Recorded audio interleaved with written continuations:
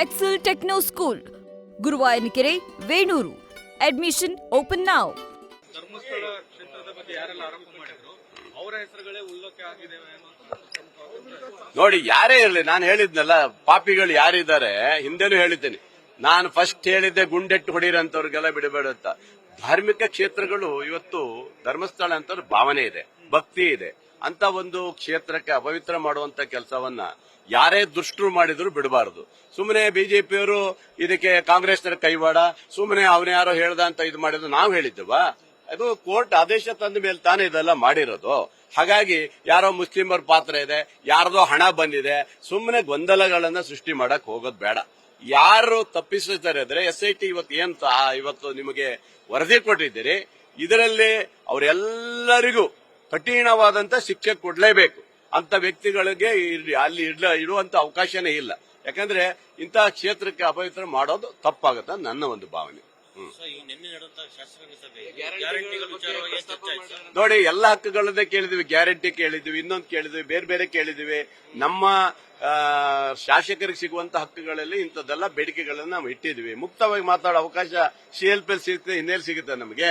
ಹಂಗೆ ಕೇಳಿದೀವಿ. ಬಹಳ ಜನ ಗ್ಯಾರಂಟಿ ಬಗ್ಗೆನೂ ಮಾತಾಡಿದ್ದಾರೆ, ಮತ್ತೆ ಇನ್ನು ಬೇರೆ ಬೇರೆ ವಿಚಾರನ ಮಾತಾಡಿದ್ದಾರೆ. ಗುಪ್ತವಾದಂತ ಮಾತನ್ನ ನಿಮ್ ಮುಂದೆ ಹೇಳಕ್ ನಮ್ಗೆ ಆಗೋದಿಲ್ಲ.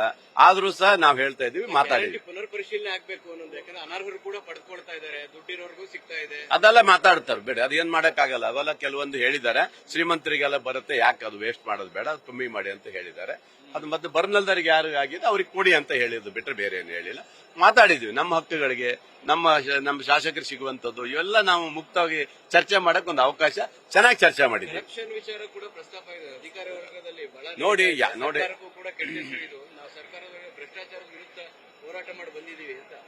ನೋಡಿ, ಯಾವುದೇ ವ್ಯಕ್ತಿ ಇರಬಹುದು, ಮೊನ್ನೆ ಲೋಕಾಯುಕ್ತರು ಹೇಳಿರುವಂತದ್ದು ವಿಚಾರ ಇನ್ನೊಂದು ಇರಬಹುದು, ಅದನ್ನು ಸಹ ಪ್ರಸ್ತಾಪನೆ ಮಾಡಿದ್ದಾರೆ. ಇದೆಲ್ಲ ಯಾಕೆ ಬಂತು, ಹೇಗ್ ಬಂತು, ಆಮೇಲೆ ಲೋಕಾಯುಕ್ತರು ಹೇಳಿದ್ರೆ ನಾನು ಹಾಗೆ ಹೇಳಿಲ್ಲ, ತಪ್ಪು ವರದಿ ಬಂದಿದೆ ಅಂತ ಅವ್ರು ಹೇಳಿದ್ರು ಅಂತೆಲ್ಲ ಅದು ಚರ್ಚೆ ಆಗಿದೆ. ಹಾಗಾಗಿ ಇವೆಲ್ಲ ಏನಾಗುತ್ತೆ ಅಂತ ಹೇಳಿದ್ರೆ, ಯಾವುದೇ ವ್ಯಕ್ತಿ, ಯಾವುದೇ ಸರ್ಕಾರದಲ್ಲಿ ನಮಗೆ ಯಾವುದೇ ತೊಂದರೆ ಆಗಬಾರದು.